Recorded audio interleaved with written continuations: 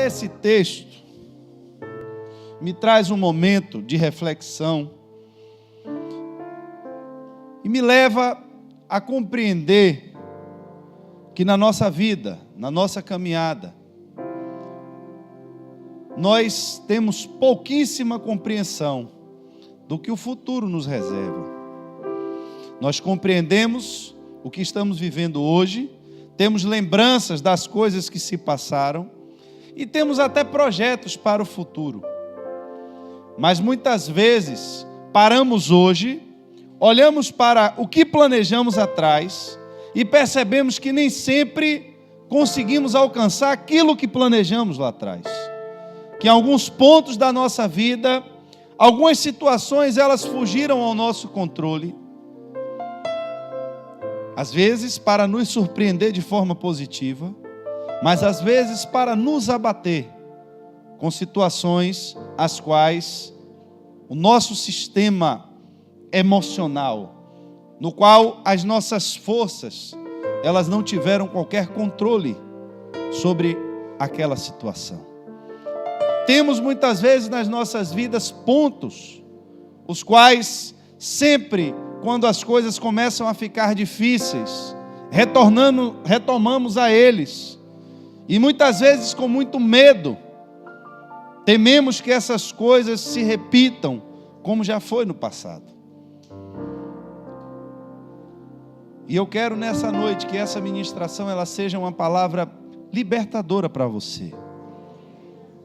Para que você não tenha mais medo do seu passado. Para que você não viva mais aprisionado por aquilo que se algum momento da sua vida não deu certo, você possa de repente acreditar que para você não tem mais jeito, que não tem mais futuro, porque tem outras pessoas que estão sentadas nessa noite aqui nesse lugar, do seu lado talvez, e que passaram por circunstâncias e por situações até muito pior do que a que você viveu. E que o futuro delas foi modificado, porque elas tiveram um encontro com Deus. E quando nós entendemos essa história, nós entendemos que havia ali naquela cidade, a Bíblia nos fala, de uma mulher rica. Uma mulher que ela morava numa cidade e que tinha um marido, que era um marido já idoso, mas que aparentemente para ela tudo estava bem. Para ela não lhe faltava nada. Para ela, se você perguntasse, como foi perguntado a ela, pelo profeta, o que é que você quer que eu lhe faça? Eu não preciso de nada. Mas como assim não preciso de nada? Você já se imaginou numa situação como essa? Se Deus lhe perguntasse nessa noite, o que é que você precisa? E você parasse, perguntasse, e de repente você chegasse à conclusão diante de Deus, eu não preciso de nada. É interessante que essa história ela começa falando de uma pessoa que, como eu adiantei um pouco para você, que não precisava de nada, mas que se preocupou com um homem que passava por aquela cidade. Um homem que de repente passava ali para cultuar a Deus. E a Bíblia diz que surgiu no coração daquela mulher o desejo de primeiro trazer uma refeição para aquele homem de Deus. Depois, ele começou a parar diversas vezes na casa daquela mulher, e ela, por reconhecer que ele era um homem de Deus, pediu ao marido uma autorização para construir um quartinho para ele, colocou uma cama, uma mesa, uma cadeira, uma lâmpada. A Bíblia dá detalhes do que ela fez para o homem de Deus. Detalhes. E diz, quando ele passar por aqui, vai ter lugar para ele ficar. Aqui eu dou uma pausa nessa ministração, para a gente se lembrar que quando Jesus nasceu, era exatamente o que lhe faltou. Foi um lugar para ele ficar. Não tinha lugar para ele ficar. E que uma das grandes verdades que nós temos hoje são pessoas que têm lugar para Jesus passar, têm oportunidade para que Jesus venha ter um momento com ele. Eu quero ter um momento com Jesus. Mas não reservaram um espaço, não reservaram um lugar para Jesus morar. Ela teve a preocupação de ir na casa dela, não apenas, observe, eu vou pegar aqui a sala que já está mais ou menos arrumada, vou dar um jeito, vou improvisar, vou colocar um sofá ali, e vou colocar um tapete no chão, e quando o profeta vier, a gente dá uma armengada aqui, e vai botando ele para morar aqui de qualquer jeito. Não foi isso que ela fez. Ela teve a atenção e o cuidado de construir um novo lugar, de dedicar um espaço exclusivo. Não era qualquer espaço da casa, não era o quarto que o cachorro podia entrar, não era o quarto que qualquer pessoa podia entrar, mas ela reservou uma parte da sua casa, consagrou aquele local, construiu, mobiliou e de forma muito específica colocou ali mobiliários e utensílios para que o homem de Deus, quando passasse por ali, ele não ia morar ali. Mas ela mobiliou e ela fez com que a arquitetura da sua casa fosse modificada. Ela gastou dinheiro, ela investiu tempo, ela projetou, só para quando o homem de Deus passasse, ele tivesse onde ficar. E ela queria o que em troca, pastor? Nada. Por quê, pastor? Porque ela não precisava de nada. O profeta pergunta a ela: você teve todo esse trabalho por nossa causa, o que podemos fazer por você? Quer que eu interceda por você junto ao rei, ao comandante do exército? E ela respondeu: eu estou bem entre a minha própria gente. Estou bem. O que é que lhe falta? Nada. Em outras palavras, como é que você está? Vai tudo bem. Você quer o quê? Nada. Não fiz esperando nada em troca. E aqui, queridos, talvez seja a parte mais importante dessa história, ao qual nós destacamos, de repente, as coisas quando elas vão mudar de destino. Mas eu tenho certeza que se fosse eu ou você que estivesse escrevendo essa história, e se essa fosse a minha ou a sua história, e você tivesse o direito de escrever a sua própria história, eu pelo menos gostaria de botar um ponto na minha por aqui mesmo. Porque não me falta nada. Porque vai tudo bem. Você precisa de quê? De nada. Talvez seria esse o momento ou o ponto da nossa vida que todos nós gostaríamos de estar nele, nesse momento, e que ele não passasse. Só que esse encontro, e aqui eu quero que você preste muita atenção agora, esse encontro dessa família com esse homem de Deus começou mudando a estrutura deles, começou mudando a casa deles. Havia agora um local exclusivo para o homem de Deus ficar. E porque houve essa disposição no coração deles para dedicar um lugar exclusivo para o homem de Deus, aquele homem de Deus entendeu que de alguma forma tinha algo que ele podia fazer por ela. E aqui eu quero despertar a sua atenção para mais uma coisa dentro dessa ministração. Tem áreas na nossa vida, queridos, que nós já nos acomodamos com a infertilidade delas. Preste atenção. Eu disse que se eu tivesse que escrever a história, eu já teria colocado um ponto se fosse a minha história. A gente gosta de ouvir testemunhos fantásticos quando são os testemunhos dos outros. Mas, se eu perguntasse aqui, quem gostaria de ouvir um testemunho de uma pessoa que perdeu as 2 pernas e Deus fez crescer de novo? Quem gostaria de ver essa pessoa? Eu tenho certeza que todo mundo gostaria de ver. Se eu trouxesse essa pessoa aqui na igreja, eu tenho certeza que estaria lotado de pessoas para ver o homem que perdeu as 2 pernas e Deus fez crescer de novo. Mas se eu perguntasse, quem gostaria de ser esse homem? Ainda que você tivesse a certeza que Deus ia lhe devolver as 2 pernas e fazer crescer de forma milagrosa, quem gostaria de ser esse voluntário? É difícil a gente ver um Isaías aparecer, né? Eis-me aqui, envia-me a mim.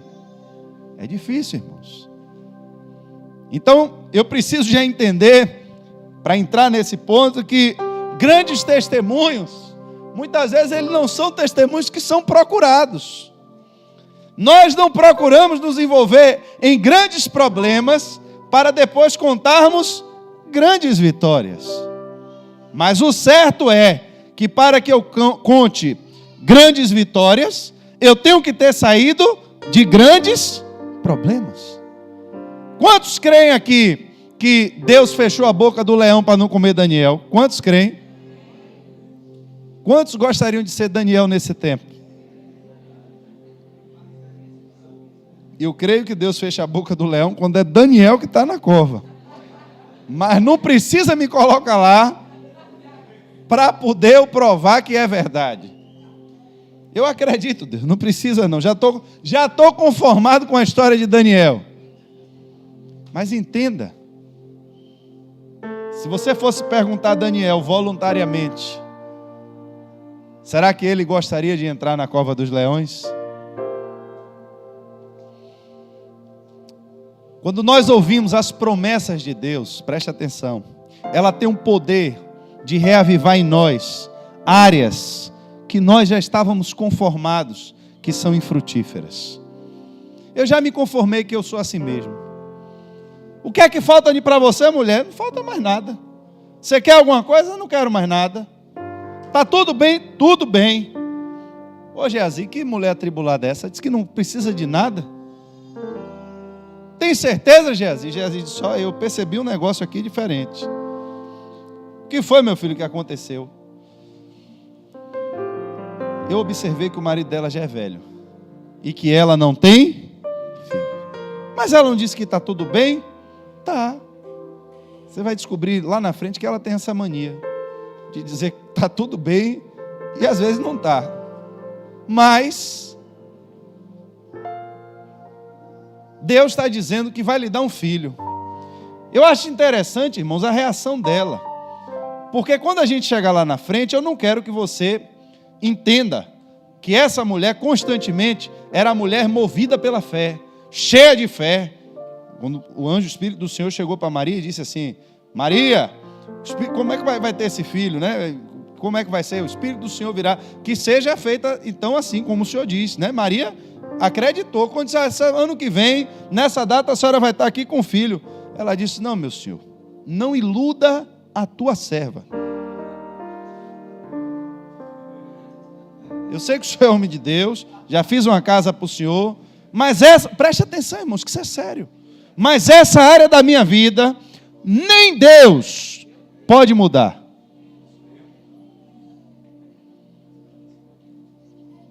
Ela pediu alguma coisa? Pediu nada.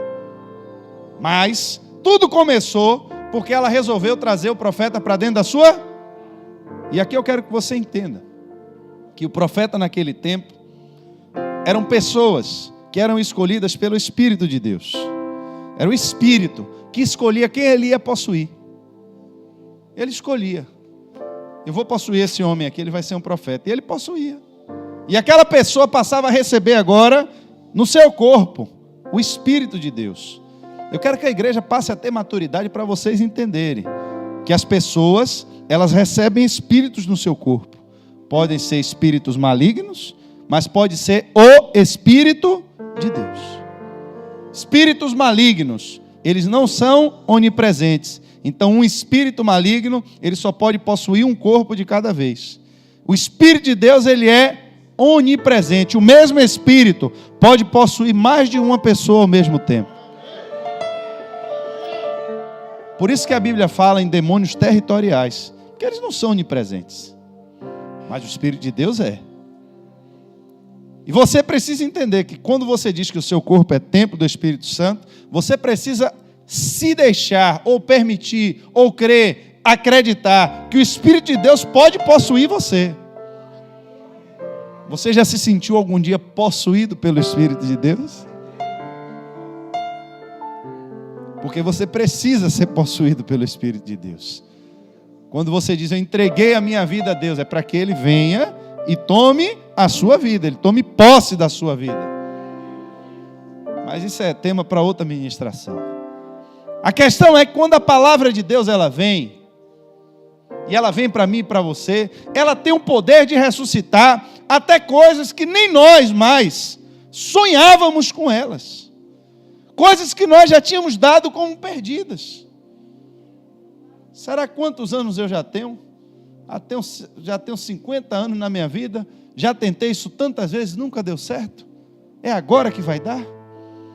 Zacarias, meu filho, olha, chegou o tempo de você e de sua mulher Isabel terem um filho. Eu acho que o senhor está de brincadeira com a gente. Pois você vai ver o que vai acontecer. Você vai ficar mudo, para você parar de brincar com as coisas de Deus. Ainda bem que essa mulher não precisou ficar muda, né? Quando o menino nascer, aí a coisa volta ao normal. Mas até lá, você vai ficar sem falar. Tem áreas, irmãos, na nossa vida que estão assim. Totalmente mortas. Totalmente destruídas. E aqui eu quero que você entenda que nós deixamos até de sonhar com essas coisas. Deixamos de planejar, deixamos de pensar, porque já nos demos por vencidos. Já nos demos por totalmente entregues nessas áreas. Aquela mulher, ela olhava para ela e dizia, poxa, eu já tenho tudo, eu já tenho um bom marido, eu já tenho uma boa casa, eu já tenho uma comunhão aqui com o profeta, eu não preciso de mais nada. Mas no fundo, bem no fundo do coração dela, havia algo que ela não tinha conquistado. Ela não tinha ainda tido o prazer e o privilégio de ser mãe.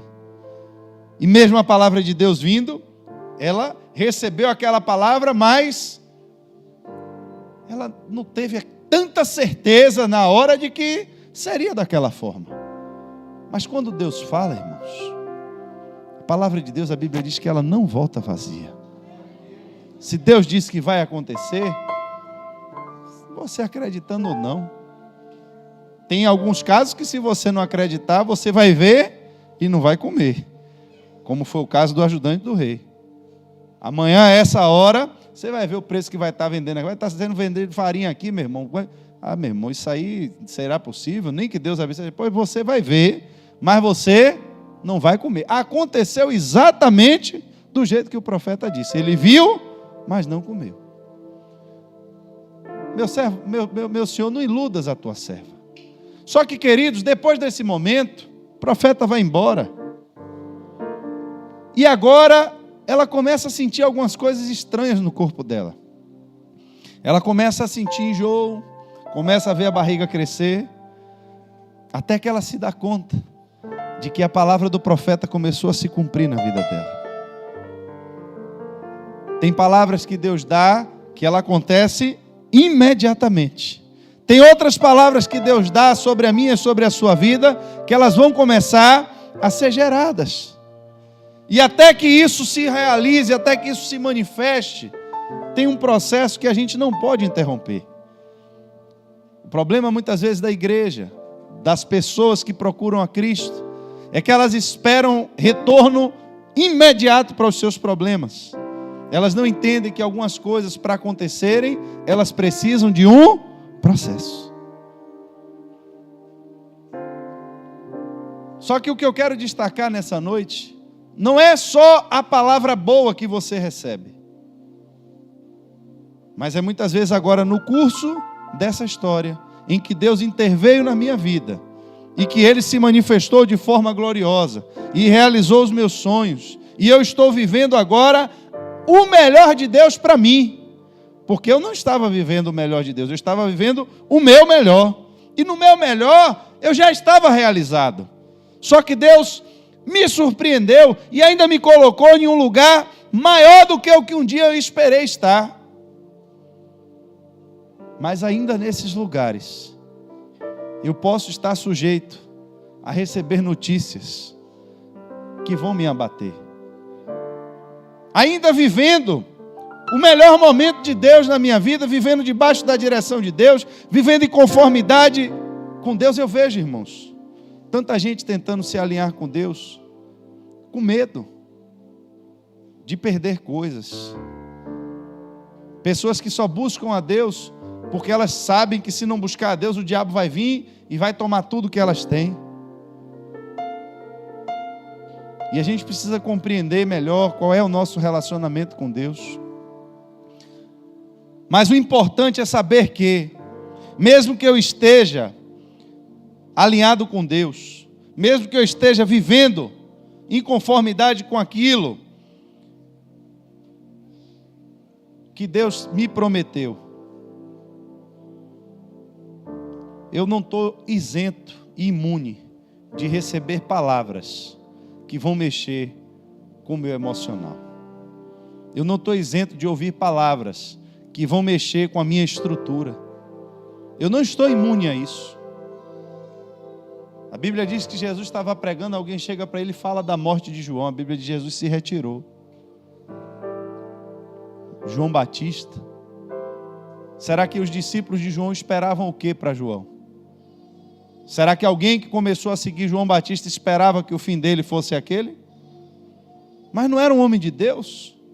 Não estava convertendo multidões? Estava. E por que Deus permitiu que aquilo acontecesse com João? Irmãos, será que você algum dia já se colocou no lugar de João na prisão? Você que viu um dia o céu aberto, viu o Espírito de Deus de forma corpórea descer sobre a vida do Messias? Será que você já se colocou uma vez no nível de intimidade que João Batista tinha com Deus, e um dia você está sozinho, preso, dentro de um calabouço, e chegar um soldado com a notícia: o rei mandou eu cortar a sua cabeça fora?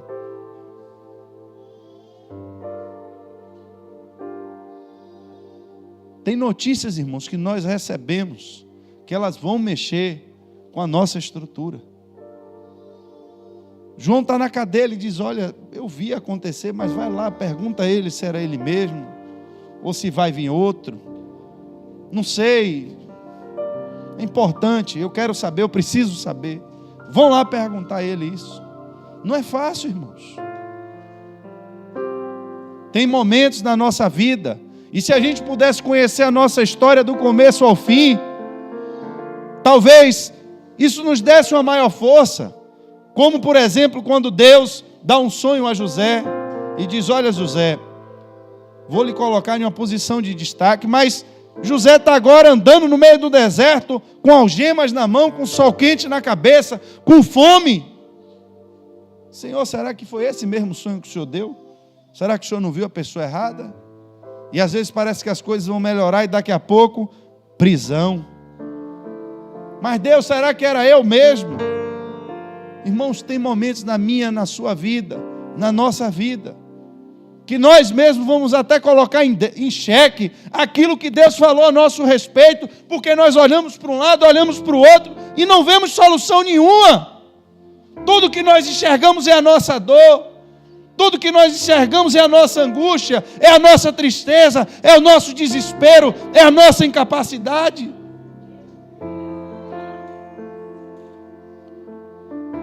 E é aqui que o inimigo das nossas almas, a Bíblia diz que quando ele deixou Jesus na cruz, ele saiu para procurar uma ocasião Esse é o momento, irmãos, em que nós estamos vulneráveis, que ele gosta de se aproximar, como ele chegou diante de Jó e diz: olha, agora é a oportunidade, abandone o seu Deus e morra. É nesse momento que ele vem para dizer a mim e a você, que será que valeu a pena tudo que você fez diante de Deus? Será que valeu a pena você entregar a sua vida a Jesus? Será que valeu a pena você viver uma vida de santidade? Será que valeu a pena você ser fiel a Deus? porque ele vem exatamente no momento da sua dor, da minha dor, no momento da nossa angústia, para provocar diante de nós um conflito existencial e querer dizer a nós que tudo que nós estamos vivendo é uma loucura da nossa cabeça, porque Deus não existe.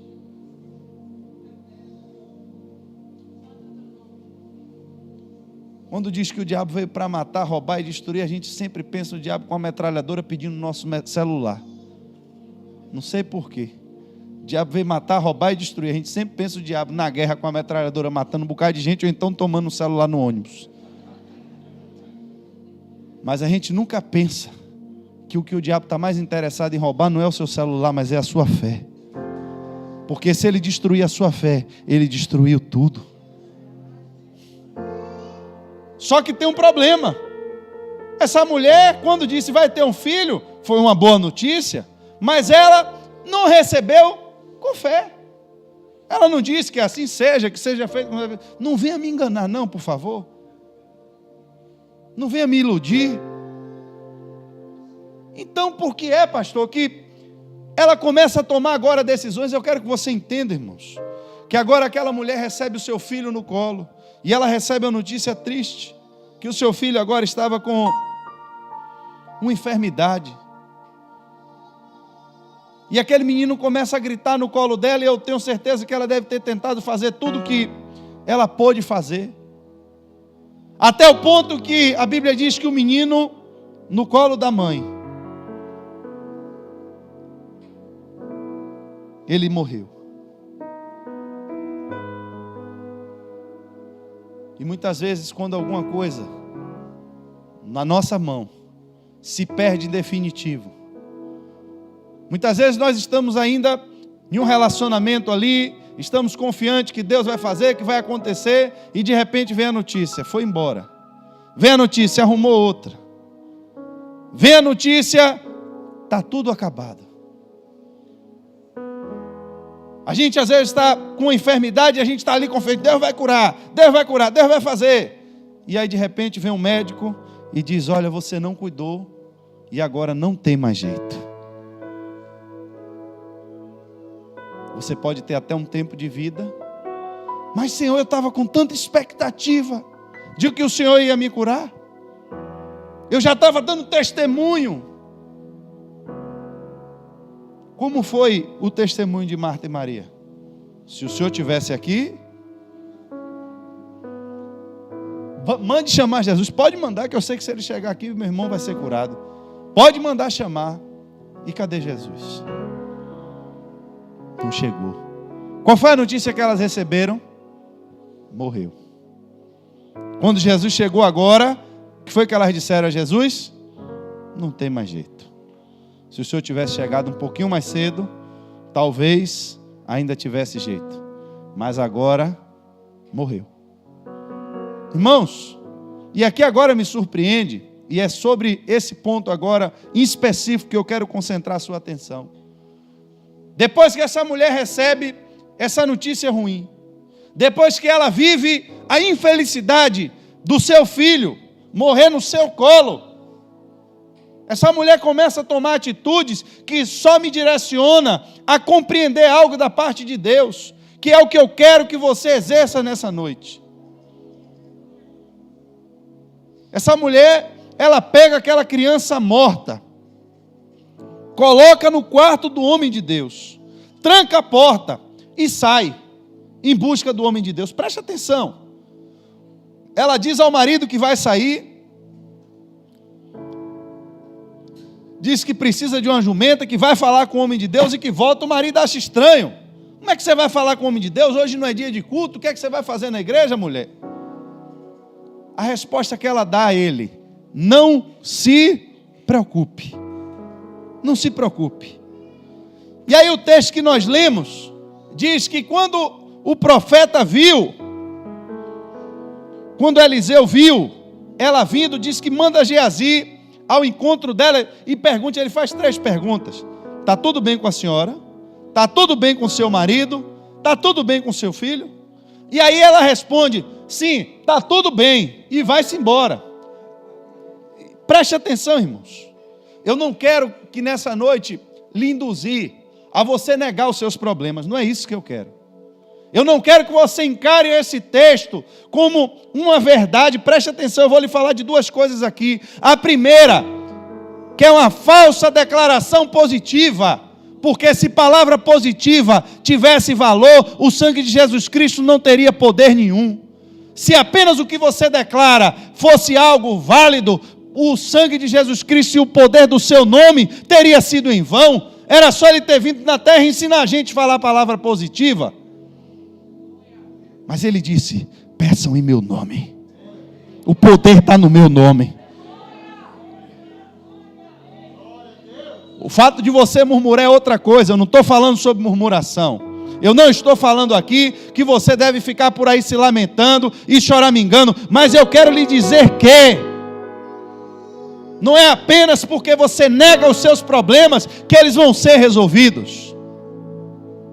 Não sei se alguém lhe ensinou dessa forma, mas se lhe ensinou, eu quero quebrar essa estrutura na sua mente nessa noite, porque essa é uma barreira de Satanás para que você fique aprisionado, negando os problemas que você tem.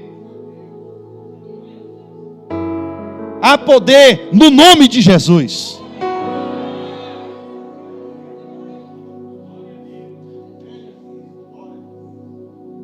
Não é simplesmente começar a dizer que eu estou curado, eu estou curado, eu estou curado e vai estar... Não. Em meu nome curarão os enfermos. É em meu nome. O poder está no nome de Jesus. E por que então, pastor, essa mulher sai correndo e diz ao profeta: está tudo bem? Observe. O que eu vejo claramente nesse texto. O marido diz: mulher, o que é que você vai fazer atrás do profeta? Não se preocupe. Não se preocupe. O ajudante do profeta pergunta: está bem a senhora? Está bem seu marido? Está bem seu filho? Está tudo bem. Dá as costas e vai embora. Irmãos, guarde bem o que eu quero lhe mostrar nesse texto antes de eu fazer essa conclusão aqui. Esse profeta, a Bíblia diz que ele estava no Monte Carmelo. A Bíblia diz que ele tinha um ajudante chamado Geazi. Esse texto que está gravado para nós nas Escrituras Sagradas no Antigo Testamento, ele se aplica perfeitamente nos nossos tempos, mas eu quero que você entenda que a figura do profeta não é a minha e não é a sua, mas é a figura de Jesus Cristo. Porque ele hoje é aquele sumo sacerdote que assiste diante do Pai, pedindo por mim e por você. Quem somos nós nessa história, pastor? Nós somos o ajudante dele. Nós falamos em nome dele, nós agimos em nome dele, nós não falamos em nosso próprio nome. Mas tem situações, irmãos, que você vai ter que passar pelo pastor, que você vai ter que passar pela líder da intercessão, porque é você quem vai ter que apresentar o seu problema diante de Deus. É você. É exatamente você. E aquela mulher estava agora com o seu filho ao meio-dia, deitado no seu colo, morto. E ela olhava para aquele menino, pensava em tudo que ela tinha vivido até ali.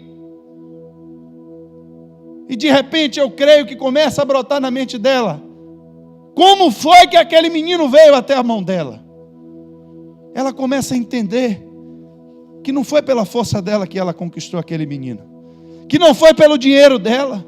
Ela começa a entender que a concepção daquele menino já foi uma coisa feita de uma forma sobrenatural.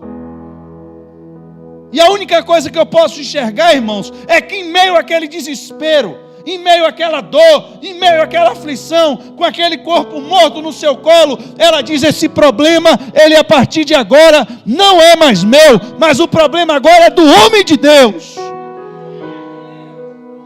E eu lhe mostro na Bíblia que quando ela procura ele, ela não chegou e disse: meu filho está doente, me acompanhe e vá curar. Não! Ela já sai de casa. Se o problema não é meu, eu vou deixar no quarto dele, porque o problema é dele, e ele que venha resolver o problema dele. Como é que você está, minha filha? Geazi, meu irmão, comigo está tudo bem, porque quem tem um problema agora é ele, não sou mais eu. Eu não sei se você está conseguindo entender. Quando ela diz que está tudo bem com ele, está tudo bem com você, está tudo bem. Quem tem um problema agora é ele. Você não tem nada a ver com isso não. Sai dessa história aqui, que eu quero encontrar ele. E quando ela se lança nos pés dele, a pergunta dela é: acaso eu lhe pedi um filho? Eu lhe pedi alguma coisa? O senhor entrou na minha casa, disse que ia me dar alguma coisa, mas eu não lhe pedi nada. Ao contrário, eu lhe disse que eu não lhe queria nada. E lhe disse para não me dar falsas esperanças. A Bíblia diz que o profeta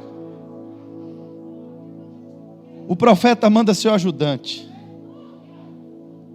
E eu acho interessante que ele diz assim: ponha a capa dentro do cinto, pegue o meu cajado e corra.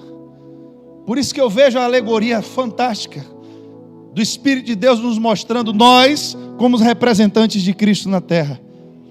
Deus, o Espírito de Deus, muitas vezes nos delega em nome de Jesus Cristo. Pegue o meu cajado, seja pastor. O cajado era a ferramenta do pastor. Muitas vezes Deus dá autoridade a nós, pastores, líderes, para nós irmos em nome dele e fazermos algumas obras.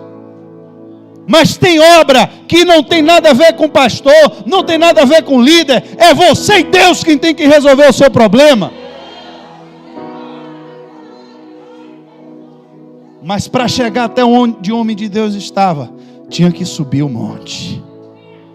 Ele mandou o ajudante descer o monte. Irmãos, preste atenção. Preste atenção. Eu acho isso fantástico, porque quando o profeta vê, ele diz, ele olha, vê, é a sunamita, vá ao seu encontro. Ou seja, a Bíblia diz que o homem de Deus estava no monte, mas quando ele vê a sunamita, ele manda o seu ajudante descer do monte para encontrar ela. Muitas vezes, irmãos, os líderes têm pagado o preço de subir no monte para receber ordens de Deus, para descer e abençoar o povo. Foi por isso que Deus deixou líderes. A igreja é constituída de líderes. A igreja é constituída de pessoas que receberam autoridade que não é sua. O cajado não é meu, a capa não é minha. Essa capa, inclusive, se você olhar, ela é interessante porque tem um episódio que Acabe vai à frente. A Bíblia diz que Elias botava essa capa e quando apertava o cinto, era como se ele fosse igual ao super-homem voando, que chegava na frente do homem que foi correndo a cavalo. Aí você vê Eliseu agora, ele dizer a Geazi: ponha a capa dentro do cinto. É exatamente a mesma expressão que você vê que Elias fazia. Qual foi a capa que Geazi estava usando? Suponho eu que foi a capa que caiu do céu, quando Elias subiu e Eliseu pegou. Receba a unção do Espírito Santo, esteja sobre a sua vida, bote dentro do cinto, pegue o cajado e vá resolver o problema. Mas tem horas que o pastor não vai resolver. Esse pastor está sem unção. De quem era a capa? A capa foi de Elias, de Eliseu, está sobre o servo. Mas o problema não é a capa. Quando você vê ele receber a capa, ele chega na frente do rio, bate a capa, não dá nada. Ele aí entende, ele diz: o problema não é a capa. Deus de Elias, aonde é que você está? A leitura bíblica de hoje. Quem está acompanhando aí o plano de leitura, leu isso aí. Deus de Elias, aonde é que você está? E aí, meu irmão, bateu a capa de novo. Diz que quando bateu agora, chamando o Deus de Elias, aí o rio agora se abriu. Porque o problema não é capa, irmãos. O problema não é cajado. O problema é o que a capa representa e o que o cajado representa. Como é que você vai, mulher? Está tudo bem. Não estou negando o problema, não. O problema existe, o menino está morto. O problema é que você é aqui agora e o problema não é mais meu. O problema é do homem de Deus, que eu não pedi nada a ele. Disse a ele que eu não queria nada. Mas agora ele me deu um filho e o menino morreu. E ele vai ter que resolver o problema dele. Manda o pastor resolver. O pastor vai lá, ora e jejua e consagra pela vida. E nada, meu irmão. Esse pastor parece que que está meio frio. Vamos orar pela vida do pastor, que esse pastor está meio atribulado. Não tem jeito, não tem jeito. Irmãos, tem problema que o pastor vai orar e Deus não vai responder. Por quê? Porque ele faz o que ele quer, do jeito que ele quer. Ele é Deus, nós somos só representantes dele. Falamos em nome dele. Mas se ele não quiser fazer, o que é que eu vou fazer? Eu vou chamar a intercessão da igreja toda agora para orar pelo meu problema. Entenda que Deus tem vontade. Deus tem vontade. Deus não é boneco. Deus não é marionete. Para ninguém estar brincando com Deus. Para ninguém estar desafiando Deus. Respeite e honre o nome do Senhor. E peça a Ele com muita humildade. Porque aquela mulher era rica. Mas ela, quando chegou diante do homem de Deus, a Bíblia diz que ela se prostrou diante dos pés dele. Não porque ela via ali um homem, mas porque ela via naquele tempo a expressão da manifestação do Espírito de Deus através daquele homem. Manda o pastor já foi, não resolveu. E agora o que é que faz? Eu vejo na atitude daquela mulher a mesma atitude que a gente vê que houve em Jacó. Ela se agarrou ao homem de Deus. E ela diz: tão certo como vive o Senhor, e tão certo como a sua própria vida, não voltarei para casa, se o Senhor não for comigo. Aqui, queridos, ela só conseguiu se agarrar ao homem de Deus e dizer: eu só desço daqui, se o Senhor for comigo, depois que ela subiu no monte. Não é questão de estar negando o problema. O problema está aí, existe. Mas a questão é saber aonde está a solução do problema. E o que eu quero lhe dizer nessa noite é exatamente a capacidade que ela teve agora de entender que ela não tinha mais um problema a partir do momento que ela transferiu o problema dela para o homem de Deus. Qual era o problema? O menino que morreu. O menino morto estava onde? O quarto era de quem? Então o problema é do profeta. Eu não lhe pedi filho nenhum, a minha vida estava boa antes do Senhor aparecer. Ele disse que não queria nada, o Senhor me deu filho e agora eu estou sofrendo. Então o Senhor vai ter que ir comigo agora resolver o seu problema, porque eu não tenho mais problema. Uma das partes mais difíceis que existe no cristianismo, a aula mais difícil do nosso aprendizado, é aprender a confiar em Deus e descansar nele, quando todas as coisas dizem que não. É exatamente quando a aparência de todas as coisas, elas estão dando errado. É exatamente quando tudo que nós planejamos já fraquejou. É exatamente quando você está vivendo o pior momento da sua vida. Quando você está vivendo um momento de dor, de aflição, de tristeza, de perseguição. É exatamente nesse momento que eu preciso enxergar a figura de Cristo crucificado em cima daquele monte e dizer a Ele que Ele agora é o meu Senhor e que eu vou entregar na mão dEle o meu problema e vou descansar, porque eu sei que Ele vai resolver o meu problema.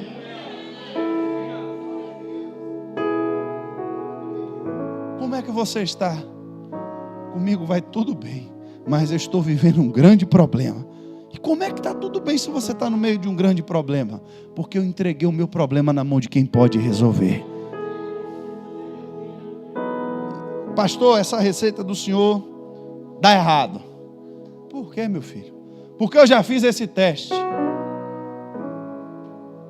Você teve disposição suficiente de permanecer nos pés do Senhor até que Ele viesse com você à sua casa?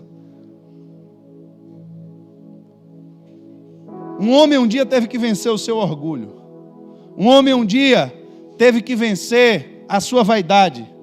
Um homem na Bíblia um dia teve que engolir a responsabilidade, talvez a possibilidade de perder tudo que ele tinha a nível de prestígio, a nível de honra, a nível de dinheiro. Mas quando ele viu a sua filha em casa doente e que ele fez todas as orações que ele conhecia, fez todos os sacrifícios que ele podia, todos os jejuns que a religião dele um dia disse que ele podia fazer, e nada melhorava a sua filha, ele engoliu tudo isso.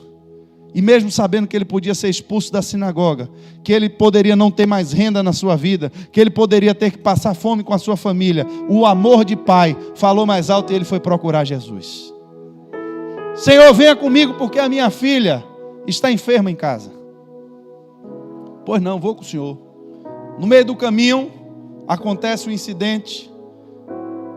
E talvez ele tenha dito: Senhor, embora que minha filha já estava mal.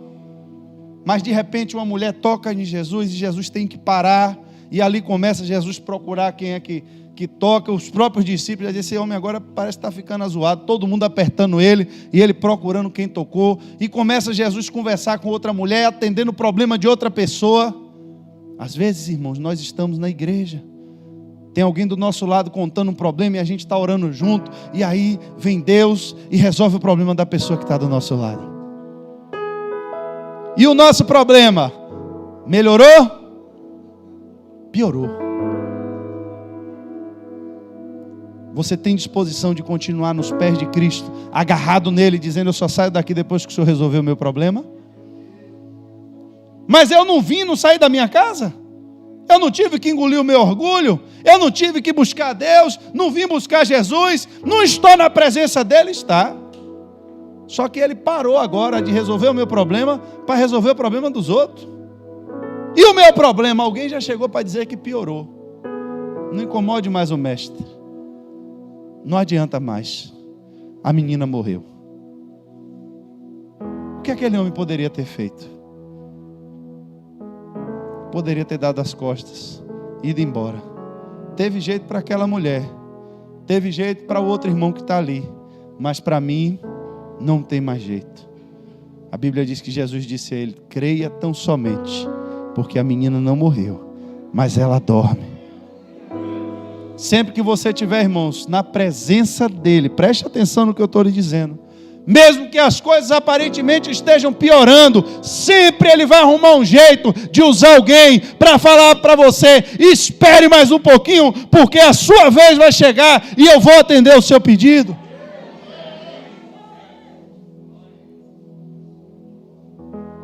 O problema é que a gente desiste. Senhor, salva o meu marido no primeiro dia. No segundo dia a gente chega até a fazer uma oraçãozinha da meia-noite: Senhor, salva o meu marido. Depois a gente faz uma campanhazinha da semana, 1 hora por dia de manhã antes de ir para o trabalho. Mas passa um mês, e se já estava ruim começa a piorar. Agora descobre como está com mulher na rua, descobre que ele está bebendo e que está devendo, e diz: rapaz, para que eu for buscar Jesus? Parece que agora a coisa piorou. Já chegaram para mim dizer que morreu. E aí a gente desiste. Eu não posso ter filho, já entendi que para mim essa parte do sonho não vai se aplicar e eu não preciso mais de Jesus nessa área da minha vida. Eu já entendi que não tem cura para esse vício na minha vida. Eu vou ter que aprender a conviver com ele. Já aprendi que não tem cura para essa dor no meu coração. Vou ter que aprender a conviver com ela, porque eu já pedi uma vez, já pedi duas, e parece que quanto mais eu peço, mais a situação piora. E Jesus dizendo a você nessa noite: tenha paciência. Não tem nada morto, só está dormindo um pouquinho. Quando eu chegar na sua casa, tudo vai mudar.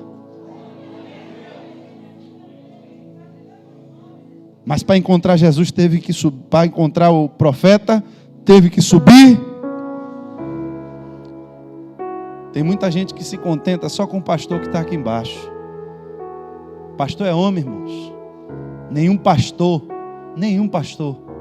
é alguém sobrenatural. Ninguém. Todo pastor é pecador igualzinho a vocês. Igualzinho. A única coisa que controla a vida do pastor e a de vocês, que impede o pastor de ser uma derrota, de ser um fracasso, é só o Espírito de Deus. É por isso que a Ele é toda a glória. É por isso que a Ele é todo o louvor. Se produzimos algum fruto bom, se há alguma virtude que sai de nós, vem dele mesmo. Como podemos nós sentar na cadeira de Deus? Como podemos nós receber aquilo que não é nosso? Aquele que rouba a glória de Deus não sabe que ele está construindo uma escada para a sua própria ruína. Porque se tem uma coisa que Deus não faz é dividir a sua glória com ninguém. A glória tem que ser dada totalmente a Deus, irmãos. E ao agir do seu Espírito invisível que está no nosso meio. E muitas vezes na nossa vida perdemos a oportunidade porque nos contentamos apenas em falar com as pessoas que estão embaixo do monte junto conosco. Mas você não usa um cajado? Uso. Você não usa uma capa? Uso. Mas tudo isso, na minha mão ou na mão do profeta, só simboliza uma coisa: o Espírito do Deus Todo-Poderoso. E eu vejo que para aquele profeta também não foi tão simples. Ele não chegou lá e simplesmente disse ao menino: levanta, e o menino levantou. Foi uma luta para ele. E ele pulava em cima do menino, saía de cima do menino e voltava, até que o corpo do menino começou a aquecer. Ele entregou vivo. Eu tenho para mim que aquele profeta saiu dali: rapaz, me livrei de uma hoje, viu? É a sensação que eu tenho quando eu vejo essa história. Não foi fácil. Foi uma batalha para aquele menino ressuscitar. Tem coisas, irmãos, que são feitas de uma forma. Jesus está na porta da cidade, vem passando uma viúva, ele diz: para tudo. Ei, levanta. O menino levantou. Não podia ser assim também com ele? Mas nem sempre ele vai agir da mesma forma. Elias está lá com a viúva em Sarepta. E aí, depois que passou a fome, que está todo mundo comendo em casa, e azeite e farinha, né, o negócio rolando lá tranquilo, daqui a pouco o filho da viúva morre também. A reação dela não foi a mesma dessa daqui. Senhor, o Senhor veio lembrar dos pecados da tua filha agora? A Bíblia diz: Elias orou, o filho da viúva ressuscitou. Não teve negócio de pular em cima, de esquentar corpo, não teve. Mas a capa não era a mesma? Era, mas a forma do milagre, irmãos, quem determina como vai acontecer não é o profeta. E ficamos ainda nesse tempo tentando constituir para nós mesmos intermediários na nossa relação com Deus. Ficamos tentando nos escorar na fé dos outros, porque muitas vezes nós mesmos não temos dedicação, força de vontade e fé para seguirmos naquilo que nós estamos convictos de que, se chegarmos lá, vai acontecer. Porque a mulher não tinha mais problema, porque ela disse: agora o problema é do profeta, não é mais meu. Já entreguei o problema. A mulher do fluxo de sangue disse: olhe, tudo que eu preciso agora é romper com a vergonha, é romper com o medo, porque se eu sair daqui, eu tenho convicção de que se eu chegar lá e tocar na roupa daquele homem, eu vou ser curada.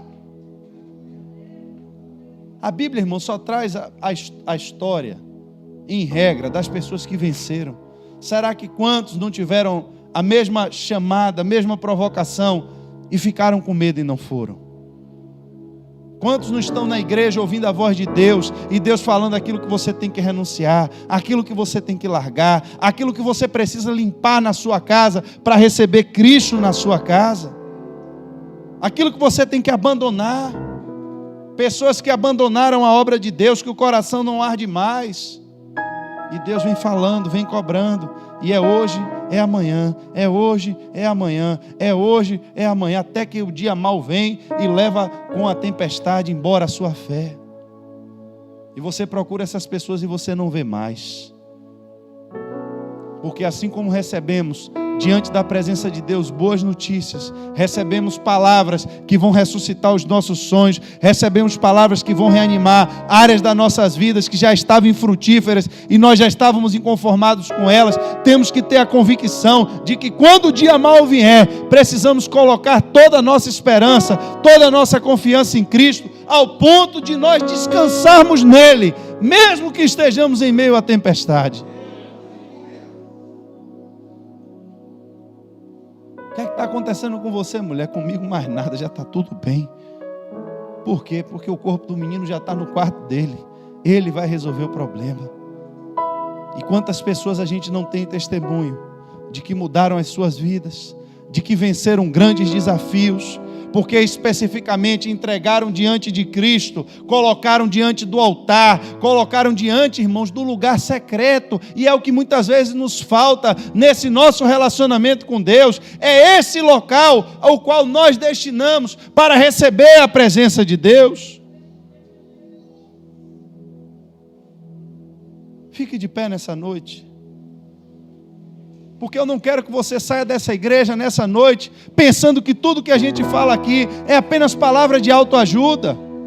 Mas não importa quantos anos você tem, se você é jovem, se você é adolescente, tem problemas que você passa que os seus pais não sabem, Tem problemas que você vive, que você tem vergonha de contar às pessoas. E você entra e sai pelaquela porta e vê um pastor falando que existe um Jesus, que existe um Espírito de Deus, mas você não vê nada acontecer na sua vida. A minha pergunta é: será que você verdadeiramente algum dia já buscou construir na sua vida um espaço verdadeiro para você ter o seu relacionamento com Deus? Porque criamos grupos em WhatsApp para nos relacionarmos com os nossos colegas, criamos páginas no Facebook para nós expormos a nossa vida para as pessoas, mas no nosso dia a dia, qual é o espaço da nossa vida que nós consagramos e dedicamos exclusivamente a Deus? Qual é o espaço que você tem na sua vida, o qual você pode pegar o seu problema e colocar exatamente naquele lugar e dizer: esse lugar é o lugar que eu consagrei a Deus? Não adianta você entrar e sair dessa igreja se você entra e sai com o seu problema e o Deus que a gente prega, Ele não for um Deus vivo e verdadeiro, que de fato resolve o seu problema. Não adianta. Estamos crendo em vão se Deus está morto. Estamos seguindo uma fé morta se o Espírito de Deus não estiver vivo nesse lugar, nessa noite. Estamos seguindo uma religião baseada em costumes e doutrinas se o Espírito de Deus Salvador não estiver nessa noite aqui, para que você possa descansar e entregar os seus problemas a Ele.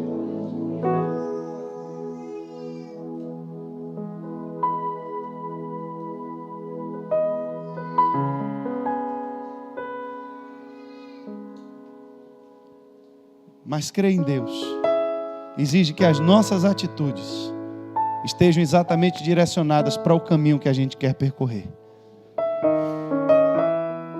O que é que você está buscando? Para onde é que você está correndo? Para onde você vai, mulher? Vou para a igreja. Hoje não é dia de culto. Mas eu sei porque eu estou indo buscar Deus. Eu tenho que buscar em tempo e fora de tempo.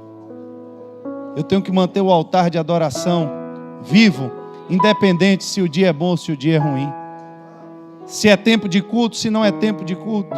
Se é dentro da igreja, se é fora da igreja. Se é no meu trabalho, se é no ônibus, se é na minha casa. A porta tem que estar sempre aberta para Deus. E eu garanto a você que se você crer de verdade, e você tiver atitudes como aquela mulher teve, ela deixou a casa dela e ela correu com todas as suas forças. Não parem os cavalos até que eu dê ordem. Pode tocar com velocidade, porque eu sei para onde eu estou indo. Esse problema não me pertence mais. É só o tempo de eu chegar para entregar o problema a quem vai ter que resolver. Eu não sei qual é o seu problema. Não sei se o seu problema é emocional. Não sei se o seu problema é uma crise existencial. Não sei se o seu problema é viver dentro de uma casa aonde você não se sente amado. Não sei se o seu problema é porque com você nenhum relacionamento dá certo. Eu não sei se o seu problema é porque você se olha no espelho e você não se identifica com o que você se tornou. Não sei se o seu problema é porque você tenta se esconder das pessoas e você nem sabe por quê. Não sei se o seu problema é porque você está sofrendo abusos psicológicos, abusos sexuais. Não sei qual é o seu problema. Mas uma pessoa eu lhe digo que sabe, que é o Espírito Santo de Deus que está aqui nessa noite.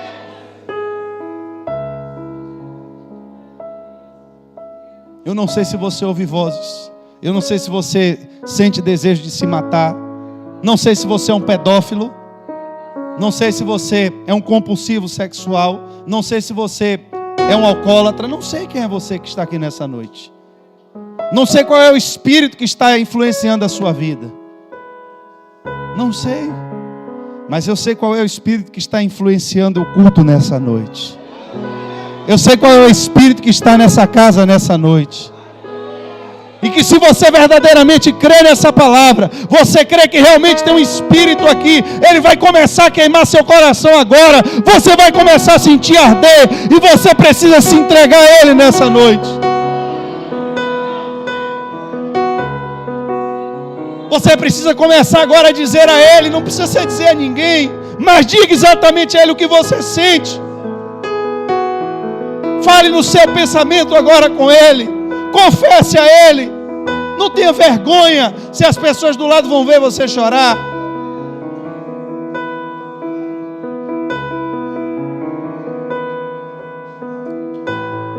Não tenha vergonha. Se você tem medo de alguma área na sua vida, se você está construindo algo, mas você já constrói cada tijolo com medo de cair como da última vez tudo desabou, essa sua insegurança não vai permitir que você construa nada. O medo está lhe paralisando.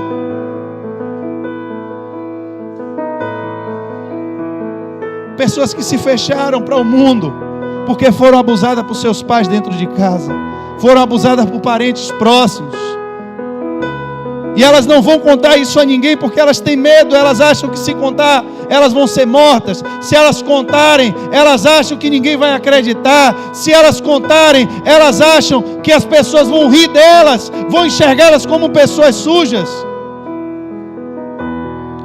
Conte para quem pode resolver o seu problema nessa noite. Diga a Ele onde é que dói. Re que ancho que andele condai alabaçu.